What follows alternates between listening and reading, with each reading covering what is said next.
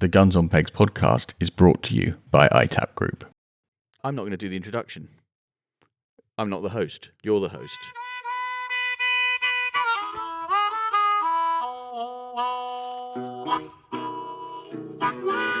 Hello and welcome to the Guns on Pegs podcast. I'm Jake Woolf. My name is George Brown. I'm Chris Horn. And I'm Peter Bailey. This is very fun. It's pretty cool, isn't it? We're on location for a second time, George. I know. It's amazing. It's been a fantastic day. Perhaps we should just quickly explain where we are. We're in. So last time we were in a proper syndicate lodge, like a syndicate shoot room, which was just lovely for the situation. Yeah. We've gone different today. We're in an unbelievable. What do you want to call it? Lodge? Well, I think it is a lodge. It's not a shoot room. It's a lodge, and it is stunning. It's stunning. Recently done.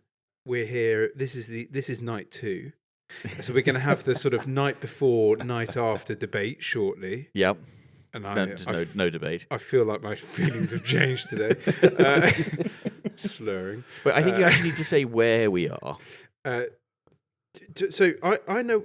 Okay. Well, hold on. We're going to hand over to Pete, but just before we do, this feels like I'm coming home slightly because we're in Suffolk. Yes, your stomping ground. And I loved coming up the motorway yesterday. I felt all nostalgic shifting back this way. So we've established that we're in Suffolk. Pete, can you go into a bit more detail about exactly where we are? Righto, so we're at Branches Park, which is 6 miles out of Newmarket. So we're Suffolk for the Suffolk boys. It's not at the moment, not a hugely well-known shooting county, but back in the day, it was on the English partridge. It was pretty big, and hopefully it's slightly different to what a lot of other people are doing. Yeah, and so Branches Park is the family estate. Exactly. Yeah. So Branches Park is home, and where we're sat now is we actually reared pheasants in here back in the day. When you say back in the day, we're like, 18 months ago? Yeah, pretty much. That long ago, in fairness. It's finished beautifully, and it doesn't feel like it's been used that much. No, so it's been going for 18 months, I guess. Yeah, 18 months, and it is pretty much my wife's project. And this is the pond barn. Yeah, pond barn. And it's a 6-bedroom, five-bedroom shooting lodge. Exactly. And then the next project is just across the water there, which is where I live at the moment. That's the next 5-bedroom project, which will be ready by March. Like hell it will. It is a very, very comfortable lodge. It's unbelievable. So there's a big kitchen island next to us. There's a wood burner lit just behind us. A table that seats probably 10. This is what it's all about. If you're here for 2 nights, what a setup. It's amazing. So perhaps, Jake, you can run us through what we've been doing today. We have been doing a countryside experience of a walked up, mini-driven day in Suffolk, enjoying a good day out in the field with good company, great friends. And it's something that we've really enjoyed having you guys here today. It's been brilliant. We've had a mixed bag of a bit of a species, really, haven't we, Chris? We've been trying. Yeah, you've been trying. Yeah, but it's something which has culminated in the opportunity to have a walked up, mini driven style shoot where you enjoy the night before, the night after. And you have a very good day in the countryside, harvesting wild meat, enjoying the countryside. Well, I think enjoying is the correct word, because I, for one, have had an absolutely wonderful day. I think it's fair to say we've had some weather.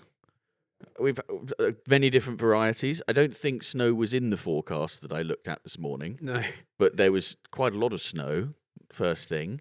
And there was a point this morning when we were walking through the wood and I was fighting through the brambles. The brambles undid both of my boots, which I've never had happen to me before, untied the laces. I had sort of rain dripping off the end of my nose, and I had snow hitting me in the side of the face with a sort of regular sort of splat, because it was sort of slightly soggy snow, and I thought, this is tremendous. I was having a really nice time. I noticed that Levins's was a lot longer than normal.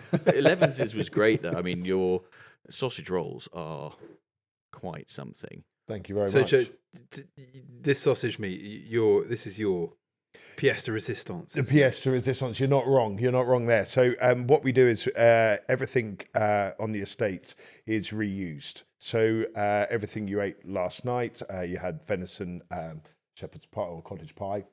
That was a venison that was harvested from the estate. You also ate the pheasant and partridge that was harvested last week. And it's turned into sausage rolls, and they are getting a bit of traction now. And teams come, they actually ask, "Oh, can we have these?" And please make sure. So we've had today kind of bacon and game sausage rolls, and you've also had cheese and Marmite, which I took from Bill and his team from your last podcast, chaps. Yeah. And I was like, well, I'm going to try that for you. wondered where that That's came exactly from. it. And I thought, and you know what, when you chaps are talking about it back on that last podcast, I kind of thought, do you know what, I'm going to go with that one because that sounds really It's nice. a winner. It's a big winner. It's a big winner. And I did it as a trial with the team that we had last week with Angus and Sheldon and all the team last week. And Angus, so he said, any chance you can make me a batch up and get it down there? So Angus, yes, buddy, I'm going to send you some down. So I'm glad you guys enjoyed it as well. But, I think it's really important, Pete, wasn't it? When I spoke to you about 18 months, 2 years ago about an idea that, the potential we had for doing this with the night before, the night after, incorporating Pond Barn at Branches Park. It was one of those where, for me, harvesting the wild meat and bringing it all from Branches Park, so everything that was shot was eaten again. It was really important that we, looked into how we used everything locally, and it's very much important for when I spoke to yourself, Peter, and with Gemma, was how we incorporated. We're going to have dinner this evening, cooked by Laurie, who is. Yes, if you can hear any clanging and bonking in the background, that is because the chef for this evening has arrived to preparing our supper. And Laurie is going to be cooking us an incredible wood chicken curry this evening. Chicken, I like that. Yeah, yes. Absolutely. And but it's by using local people, local kind of food, local produce, and making it really what the countryside is all about. I hope Laurie's okay with Frank just getting a pan out and pan searing that woodcock he shot. Yes, because as he was pulling the trigger, I was licking my lips. You were indeed. I was stood with you at that point, and you were like, "Oh, bit of salt and pepper." I shouted before it hit the floor: "Salt, pepper, butter." Or are we doing it slightly differently? but before we go much further, I do just want to. Well, actually, first of all, I think we should do the traditional first segment of the podcast. What's that you're drinking, Pete? Tell us what's in your glass. I'm actually on Aberlour 12. Which is a podcast staple. Is that right? Yes. I didn't know because it's my everyday drinker. Ah, fair dues. So I love Aberlour. Yes. I think it's a great whiskey. Even yeah. the 10's good. As soon as you get into their cask strength stuff, it's epic. The cask strength stuff is really good. With the added health benefits that whiskey has for you. Yes, it's very good for you. And Jake, what have you got in your glass?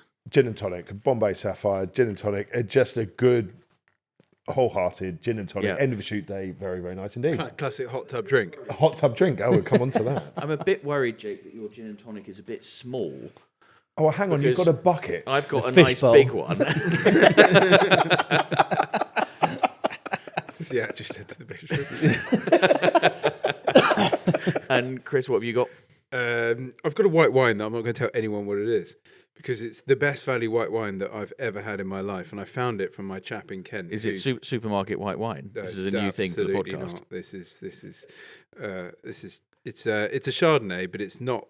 It's actually from Catalonia, and it's a blinder, and everyone thinks it's white Burgundy. Wow. And it's lovely. It's got a good colour. Yeah, it's buttery. People think it's like a Merceau. And anyway, so I'm not saying any more. I'm just whetting people's appetite because this guy is the sole distributor, and he goes into Kent in his hangar that's about 15 minutes from my house. And I found this stuff, and I was like, great, that'll be it. I'm not a white wine drinker, and you and I opened a bottle last night, and I can tell you that that particular white wine, I'm converted, so I definitely want 2 cases sent out to me, please. We'll see if there's any left. Pete, I'd like to know a little bit more about the estate. First of all, how long's the family been here? Pretty much since I was since my parents got married. So it would be 40. I'm 41 now, getting older. but they've probably been here 45 years, I would say. And it's been put together over the years. So it's been added to, and it keeps getting added to. And what sort of acreage are we at now? So we're 1,500 acres at the moment. 1,500. Just there or thereabouts. And it's a slight varied estate.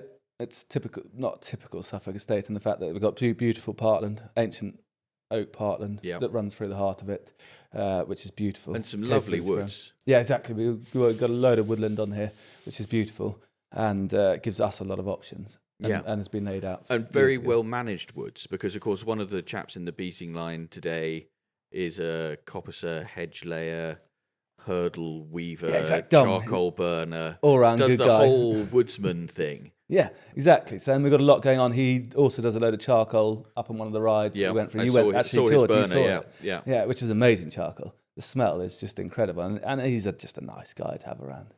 But you can really see the difference that it makes having somebody who really knows what they're doing in the woods. Oh, it's incredible. And some of it's unbelievably thick in the understory, but you've got lovely mature trees in there. Exactly. And 25 years ago, this would have been the understory of the woodland was shocking.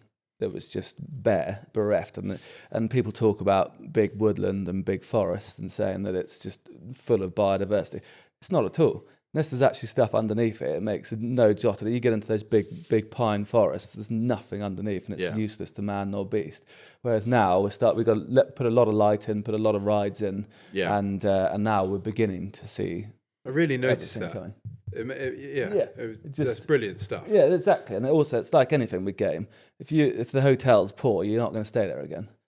And try and make a nice hotel, and then everything's. And they like to hang about, and they really do. There's some game about. Yeah, that's exactly right. We are a game farm, and that does help. But in the same breath, it's it doesn't matter how many you put down. If it's not right, they're not staying. Yeah, and I think it's fair to say that you've had a wet little while, and you've got some heavy ground. Oh yeah, we're on a bit of clay here.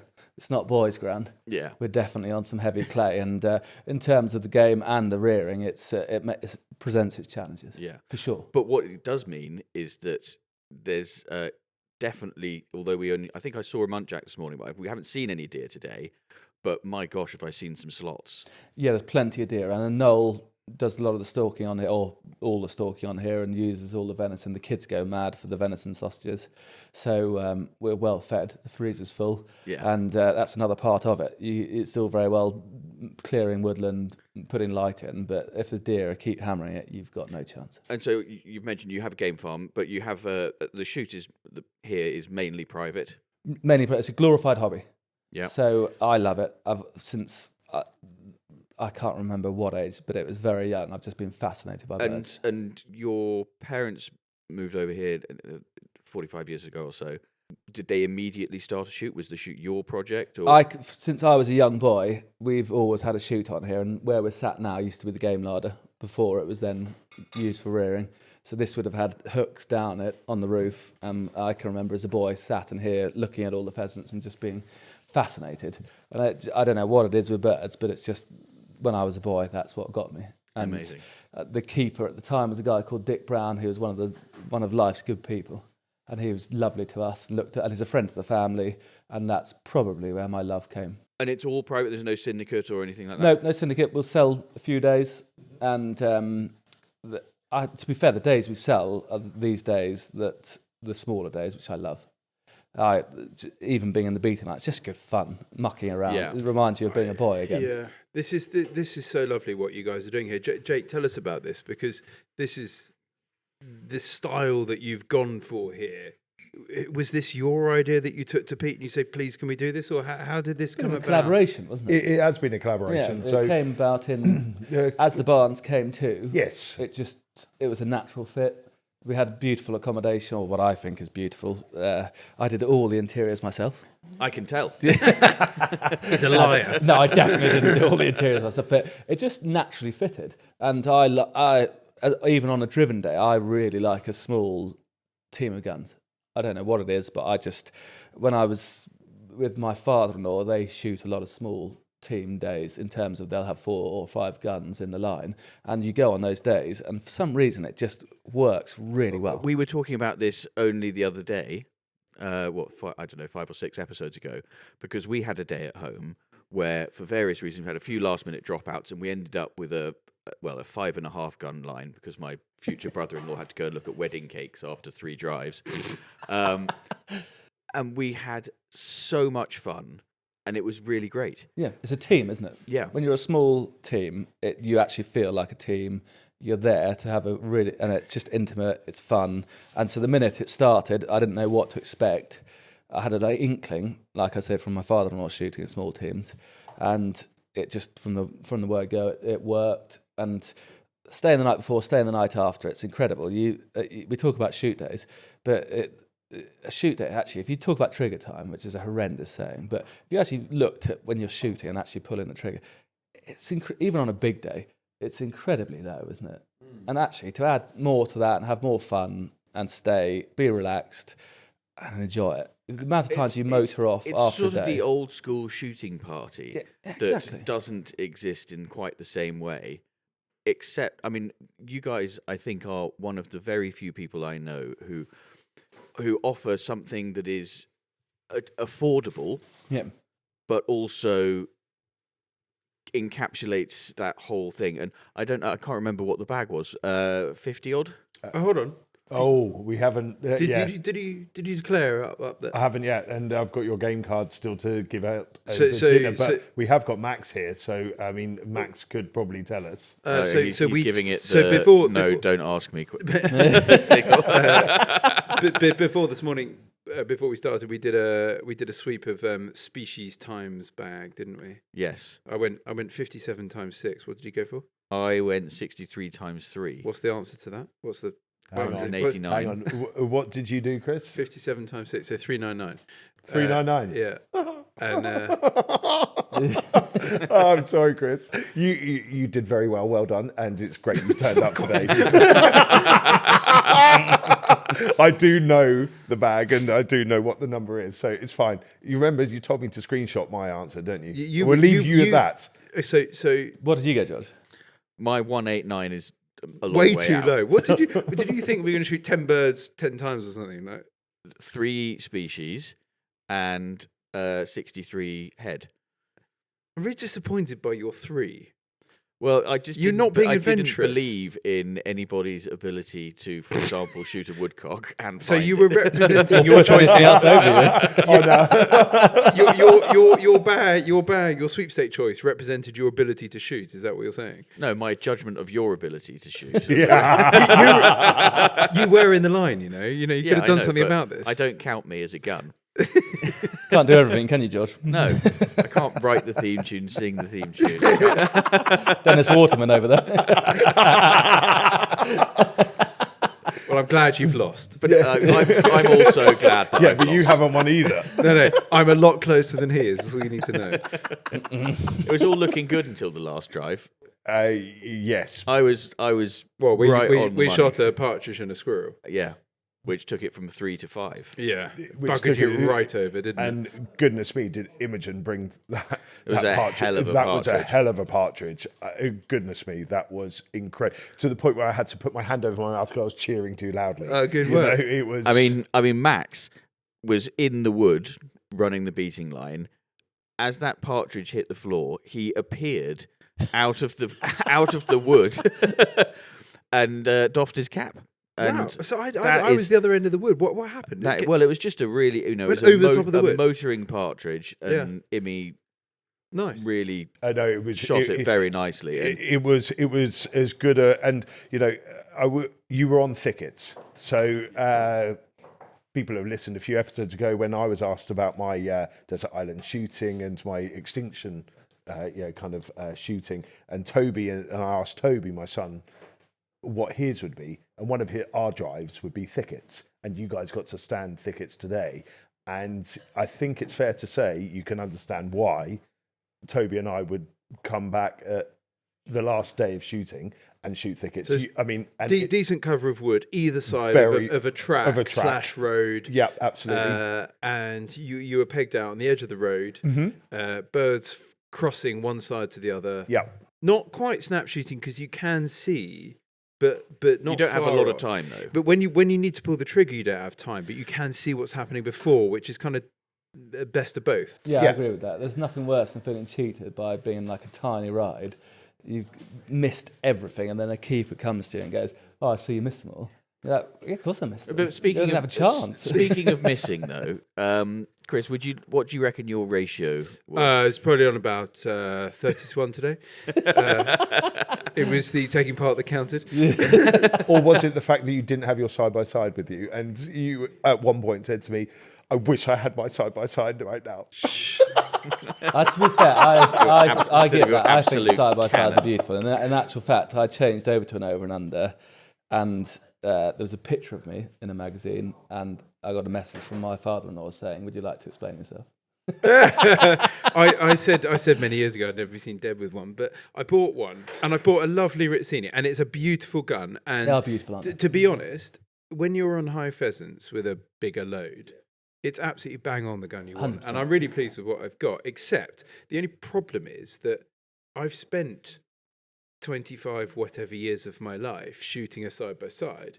And if you put like a 28 gram 6 of lead through that gentleman's side-by-side, which is what I've always shot, I know exactly what I'm doing, where to put it, and whatever else.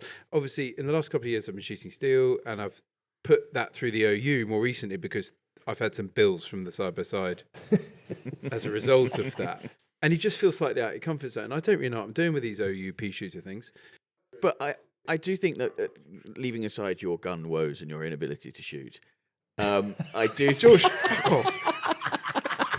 I probably shot more than he did today. That's just because, you buy a ticket. That's the thing. On a day like today, when you're walking up, just get that trigger off. Yeah, damn right. Quick. Yeah. You don't mess about. George is far too polite, and he needs to learn that you don't be polite when you're walking Get up. at them quickly.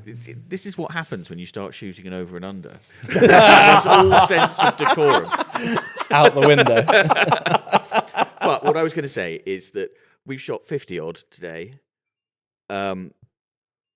We've had the most fantastic time, and I think that days like today prove that you don't need deep valleys, you don't need huge numbers, you don't need any of the flim-flam to have a great day. What you need is a great host, two great hosts, George.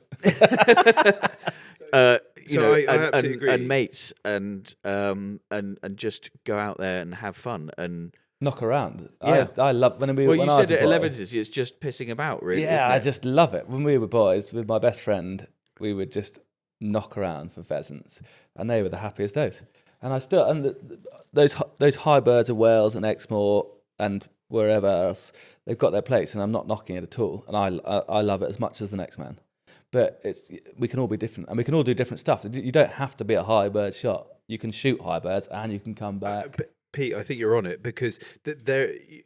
Going back to what you just said, there is a place in the calendar for all of it. Yeah. And providing it's done tastefully, big shoot, whatever. Like I think what today has reinforced in my mind is that in your season you need one of these getaways with 2 nights, walk about. Fun with a close group of mates, happens to be our team, which is we all get along like house on fire, which is brilliant. You're quite a good team. Yeah. You can see it today. This is the first time I met the whole team together. I've met George before, and I met Diggers before, and I've met you before. Yeah. And fun enough, today, seeing you all together, you're like, yeah, these boys, you can see they're tight. And you look from the outside and you're like, they have a laugh. Yeah, we do. We have a lot of fun. Me and Sophie aren't boys, but they're Oh, part good of the point. group. It's a modern world. They can be whatever they want to be, Chris. 2024. 2025. You can't win Young them all. children, shut up. We work together a lot and we work hard. But speaking of work, Chris, this is I think today's the 6th of January. Is that right? How many days have you shot this calendar year? Calendar year? Yeah, 2025, 6th of January. This is a complicated conversation because this is my second. It should have been my third. Just the 5th because it's a Sunday. So far, you've shot half of the available days. Half of all the available days I could have shot without getting in serious trouble. Yes. It's been a cracking start to the year. Yeah. Unfortunately, I don't think January's going to end like it started, which is one of these problems that one has. It happens, doesn't it? To be fair as well, we talk about trouble and stuff, and it gets to January, and I get it. Wives don't. They've had enough by now. And I think if you brought your wives here, you'd have a... Well, this is what we got chatting about my 40th birthday next summer. This is exactly what you should do. 5 of you with other halves, and then if the weather's lovely and you want to go out, because we were in the teepee for 11s is absolutely wonderful, and the whole setup. We've got the hot tub. I'm definitely getting in later with the old cough 20 bore to see if a crow knocks over. You can't add another species. Can't. It's finished. The day's finished. No, It's if done. we Not finished till it's finished, Jake. It's not. You're right, Pete.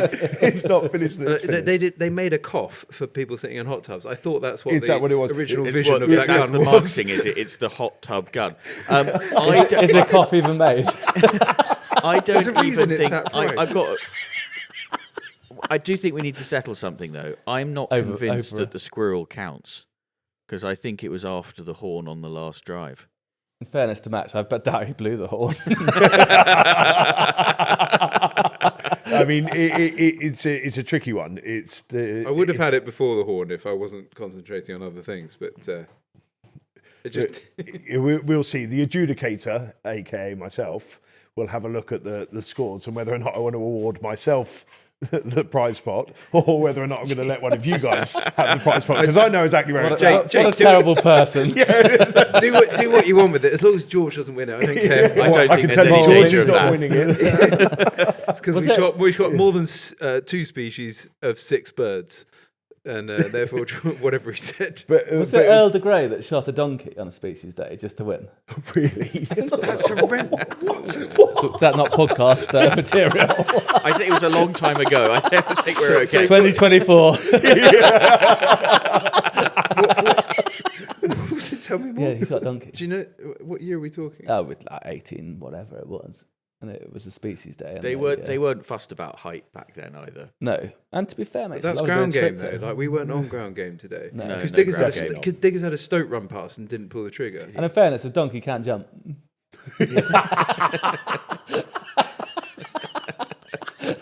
You don't see that in Greece, do you? We're on night 2, as I said. but I think it's going back to what you originally said. So for next year you're turning 40 and coming away with your This year, actually, fuck, it's changed. goodness, yeah, Okay. 2025. We had New Year in between these last podcasts. It It's completely terrible, isn't evaded me. Yeah. But equally, for next season, and you can come away and bring partners with you, non-shooting guests, and you can come stay here. You can all enjoy yourselves. Well, I was going to say, Misha came last last year. She absolutely loved it. She was gutted that she couldn't come this time. And we've had non-shooting guests this season, and we have treatment rooms here. We have the ability to. We're very close to train lines to Newmarket to Cambridge, going to London for the day. Or equally, we very much encourage coming and enjoying and being part of the team. I mean, it's slightly different as well. We've all been there with our wives when you're on a high bird. That sounds terrible, not picking high birds, but when you're on a day and you think you're shooting like a hero, you turn around to your wife and you're like, look at that. And they're just like, they're looking and you just can see they're just not that interested. They think you're not shooting like a hero like you think you are. And at the end of the day, it's like, how much fun. We love it so much that when you're watching, you're just like, you could sit there for days and just watch birds coming over. Today for would have been a girls. tough one. Yeah, it would have been hard. Non-shooting people. Well, I'm not so sure. During it that would have blizzard been. of just December. in I'm the not so beating sure within that beating line and what have you. And if someone did want to stay in, we've it got was the cold. It was cold, Yes, but cold, then bitter today. equally there's some very good clothing brands out there to keep you very, very warm. But it's one of those where You after a new jacket, Jake? Shameless. You pack that in right away. That's not that kind of place, Yeah, here. it's not that kind of podcast. If you would like to give Jake a new shooting coat, email pod@gunsonpegs.com.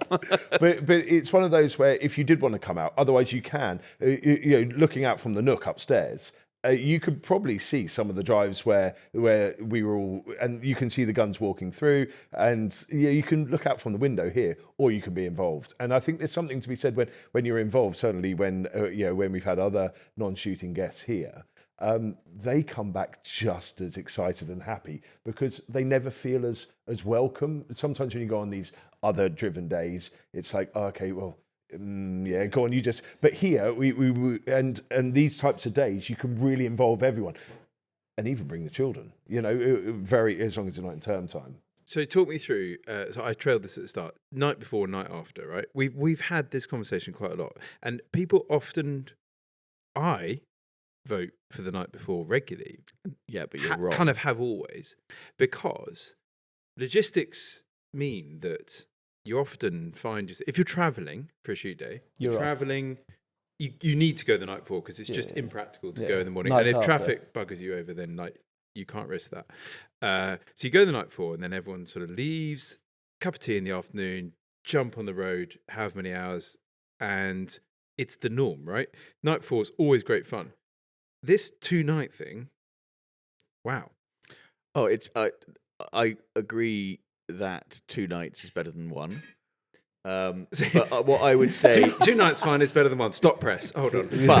but I would also say I prefer the night after because a day like today, cold, wet, covering some ground, you're pretty tired. We've done some miles today. And the idea of getting in the car and driving home is horrible. Whereas we're all just able to chill out, relax, get in the hot tub, eat some of what we shot. Yeah, And it's the saddest part of the day, driving home. When you drive home, you drive home and you remember the good shots, but you're like, I just want to do it again. And when that woodcock got shot, when Frank shot the woodcock, I thought, do you know what? I'm really excited to get back in, clean the guns or whatever, and have a drink, eat the woodcock. I thought, what a nice way to mix it up. And you'd never do that. I love in it. any normal situation. When I worked down in Cornwall on a shoot as a keeper, we would very rarely shoot single days. And that feeling of having a team in on the estate, even though you weren't part of the team per se, in terms of the hospitality, because they were in the lodge and you were obviously in your own cottage, but that feeling of the estate being alive, having people on it the whole time. Yeah. We as a keepering team, we loved it because the whole place just was singing. You're there the next day and possibly the day after with the team in, and the whole place was alive. You had the beaters on the whole time. Yeah. You had the housekeeper in the whole time. The girls in the lodge were there the whole time, and the whole place was just much more alive for doing that. just buzzy. Those single days, like estates used to be back in the day. Yeah.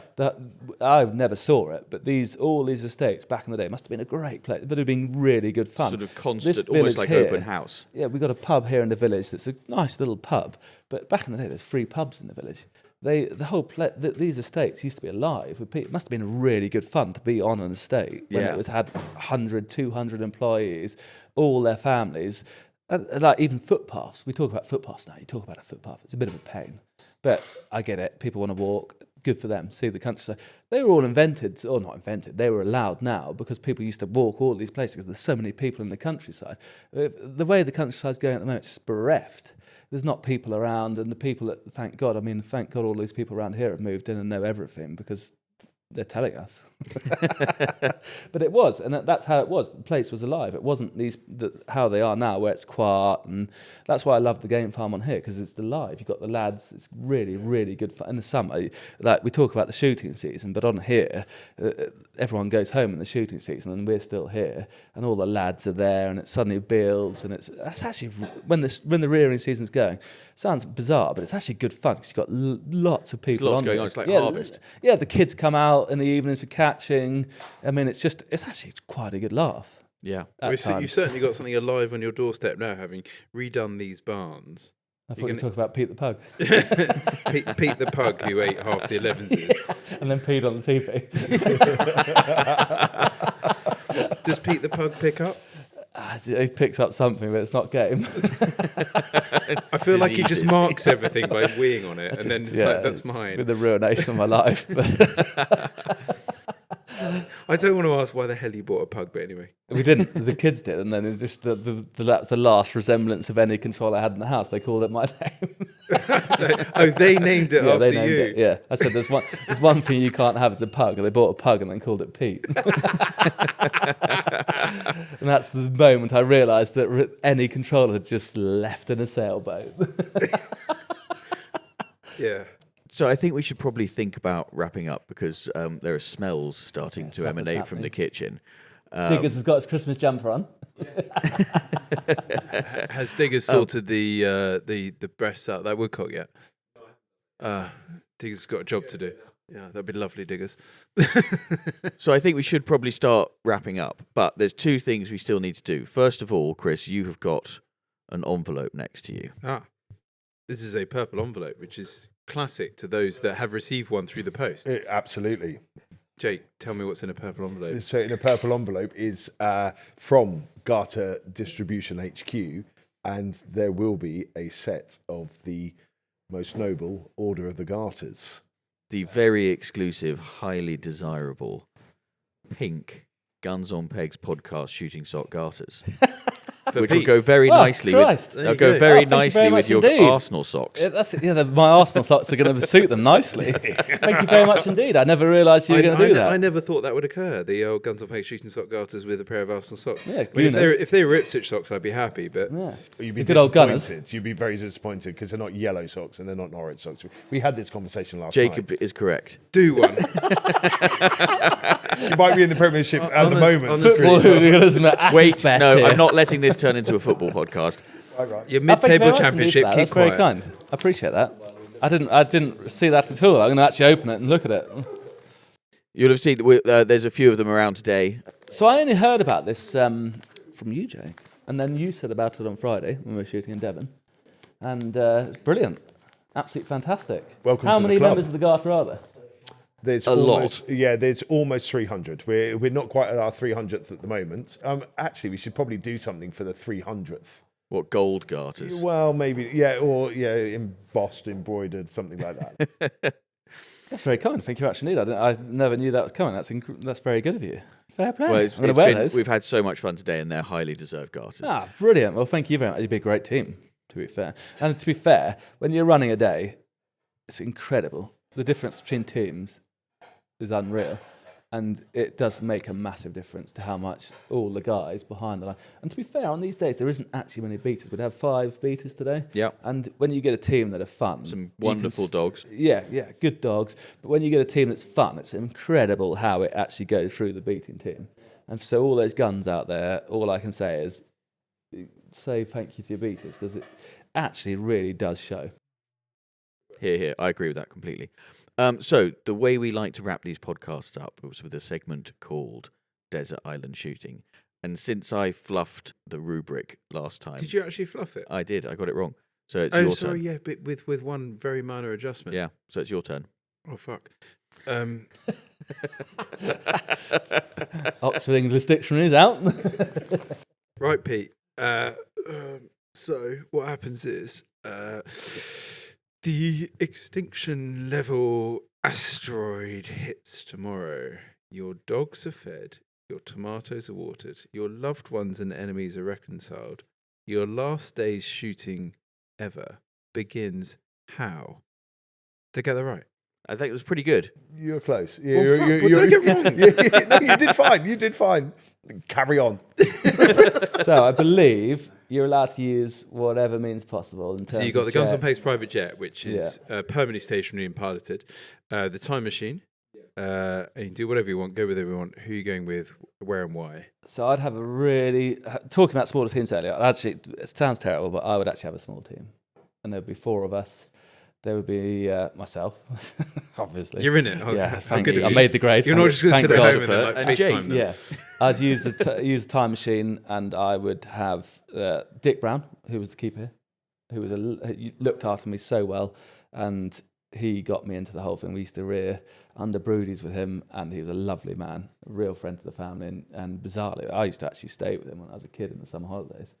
So he'd be there. I would have my father-in-law, Phil Burt, who's been incredibly good to me and is more than that, he's actually just good fun on a shoot day.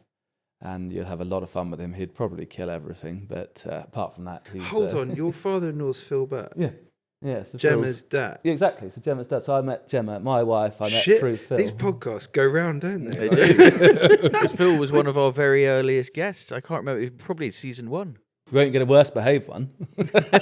Well, we was 2020. We were on Zoom. Like there was no. He we wouldn't were. know how to do Zoom. Someone else must have put him on it. He doesn't know how to work a phone. You're not wrong there. But anyway, So he'd be there, okay, yeah. and he would kill everything. Not kill everything. That sounds terrible. But he'd shoot everything because he is probably the best shot I've ever seen. He's a handy shot. Yeah, he's pretty handy. But more than that, and importantly, he's a lot of fun, which is why he'd be there. And then there's an old boy called Tony Banks-Jones who's still with us. And he always, when we were... Tony Banks-Jones was on the syndicate at Chippenham. That's exactly right. Where Yeah, Guns on Pegs first started. Yeah, yeah. When we had a dropout on that syndicate. Yeah. And that's why Guns on Pegs started. I haven't seen Tony in 15 years. He's one of life's good people. And so when I was a boy, he used to drag me around shooting. And I say drag me, I mean, I was there pretty keen. But he would take me all over shooting, and he would have more pleasure in you shooting a bird than if he had shot 100. And he was just one of life's good eggs. And Small world, What, this, what isn't a small and put the world. excitement in shooting, actually. You'd never just go shooting. You'd always stop for a breakfast or do... It would never just be a shoot day. You'd always do something slightly differently, and you could shoot one bird and he would be so enthusiastic. Yeah. So he'd chap. be there, and it'd be just be a 4-gun line, because I just love a small gun line. I just think it's a lot more intimate. You have a lot more fun. You're there as a team. And Phil always talks about this. It's a team sport. You shoot as a team. So he's a great believer in the fact that you actually shoot as a team. So if someone misses, you're not wiping their eye. You're just helping, and you shoot together. So we'd have so it'd be 4 guns. I would start probably on the grouse, North York Moors, which is, to me, is heaven. So you're starting in North Yorkshire Yeah, on some we'll grouse. start- This is a great start. Yeah, so Carry we're on. going It's to a start strong in North. start. Yeah. Your North York Moors. And somewhere like- we'll let you stay over the night before. So Ah, Yeah, no. yeah, You you can can stay in do- the lodge at Farndale night before, yeah, and because that's epic. You wake up, it's beautiful. It's old England. It's as if there's no one else on this island other than us that are shooting. So we'd wake up there. It would be a nice day. There would be no sun, thank God. There'd be a nice breeze. Doesn't matter so much up at Farndale. Yeah, no, it doesn't matter. at Not like Farndale it does at all. down in Suffolk. No, not when, at all. When you cry when you see it. Nothing matters at Farndale. But so we'd shoot up there. Probably not at Farndale itself. We'd probably go to Bransdale next door. We'd have Bernie Moss would be leading the whole show, because Yeah. he's one of the greatest, in my opinion. And it is an opinion, but he is one of the greatest. Not only keepers, but he's also one of the great hosts. Right. He's the most modest man in England, yet his capabilities are so high.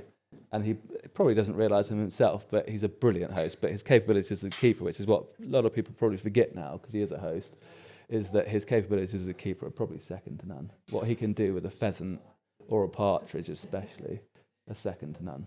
And he drives birds completely differently to everyone else, in the fact that he'll be taking birds for 2 kilometres, pheasants and partridge wise, and he'll be running them hard. And when you shoot at Farndale, which will be my 3rd drive of the day, when you shoot at Farndale, you can be 1, you can be 5, you can be 8, it doesn't matter where you are, you will pretty much have the same amount of shoot, and that's because they're taking birds so far. Really? And they're not... The thing about Farndale, which is what I love, so my 3rd drive is Scarf's Nick at Farndale. So I've shot Farndale once. Yeah.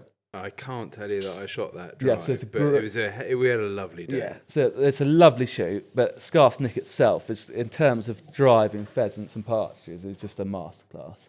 It shouldn't really be possible. They've just got a face in front of you of just... I mean, it's just... You've got awe-inspiring. topographies to dream of, isn't it? You've got and it's just beyond topography. It's just ridiculous, and also beautiful. There's a lot of shoots with topography, and you look at them and you're like, it's pretty-ish, but it's not mega. There, it's just stunning. And so Scarf's Nick, the way that... And so if you're a shooting man, and Scarf's Nick is an incredible drive, because to shoot it, or to actually stand with the keepers and watch it being driven, you'd probably have as much fun. Because it's just, I mean, how the hell that man gets birds to do what they do. And you look down as a beater, or if you're in the beating line and you look down at the gun line, you're like, how the hell do they get birds over that? Because that's not possible. But he's just a master.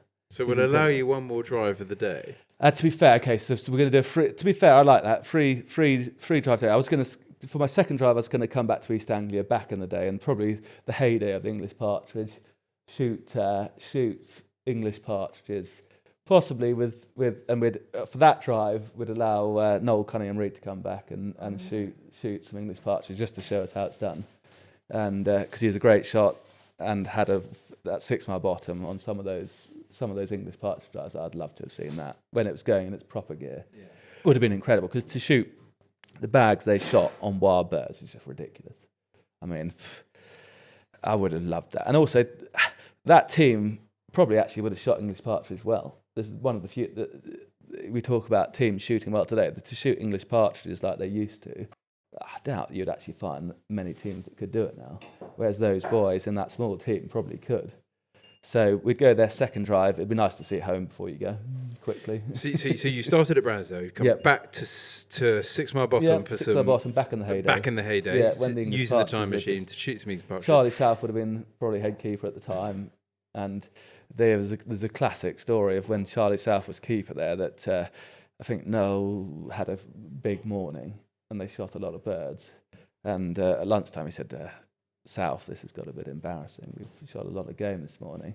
This afternoon, can we go and somewhere that's quiet on the estate? Where would we go? And he's like, there's nowhere. There's nowhere we can go. Sorry, boss, I've done my job properly. Yeah. Well, I mean, so we go their second drive. Was come. Then you got back to Farndale. So for Farndale's the third drive. Garthnett. You've done the third drive at Farndale. Yeah. You got one drive to finish off the day. It sounds awful, but it goes against pretty much everything I said before. But we'd actually fly to Argentina to shoot doves. Fourth drive in Argentina. Yeah, do doves in Argentina, Classic. and we wouldn't shoot. We wouldn't sit in a single hide and shoot. You'd be there in a double hide. You'd shoot together, Shoot and then in pairs. you got Buenos Nice. Aires, which is just awesome fun. Good And also, night. just feel a bit more alive over there. If I'm going to die not die somewhere, if it's your last evening. So rather than what we get a lot, which is sort of finishing with an ale in the local pub, you're finishing with a cocktail in Buenos Aires in a bar. Yeah, A damn nice right. glass LVR of- Palace. That's a Have some That is a first. steak That is a supper. first. Massive, massive steak Argentine supper. steak and a Churrasco. big glass of Malbec. Red wine. It sounds awful. I'd take some French wine over. I know we probably shouldn't none say of your that. Malbec. brilliant tosh. Malbec. We I love wouldn't be that. drinking Malbec. We'd be, and it'd be pretty old school. It'd be Bordeaux red, left bank, Pauillac. Yeah. I think. Just Any it's got particular last vintage? If night. you What are take- going if for? you're- Like an 05. Yeah, it would be. It'd have a 5. in If it you're taking anyway. your French Be one of the wine, you fives. might as well take some good British beef with you as well. Just to wind the Argentinians up. They love that. They're famously very okay with being wound up by the Brits. Yeah, I think they just. I think, in actual fact, I think they like it. I think we'd probably better stop before we say anything that gets us in Defamatory. any Is that more the- trouble. yeah. Yeah. Well, Pete, Jake, we've had a tremendous day. It's been great fun recording Yeah, well done, with both you. of you. Thank you very much. No, well done you. It's been that, and that's the great thing about these days. Actually, it's not about just the beating team. It's not about the host. You boys get stuck in. That's the fun thing. George tries. He connected with a couple today, maybe, so we must applaud George. But well It's done. all right. Killed some, missed some. That's the way it goes. I think you two wind each other up, and I love that kind of bravado about the team pair of you.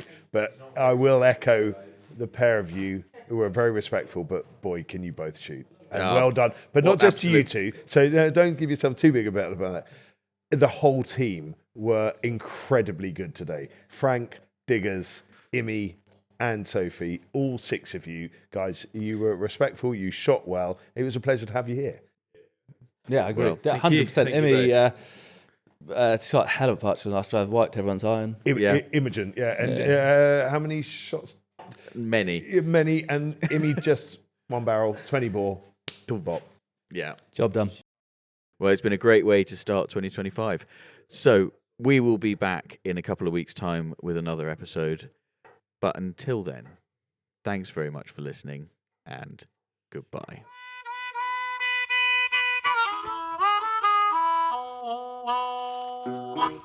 It's like the BBC service. I know. I was born to do this.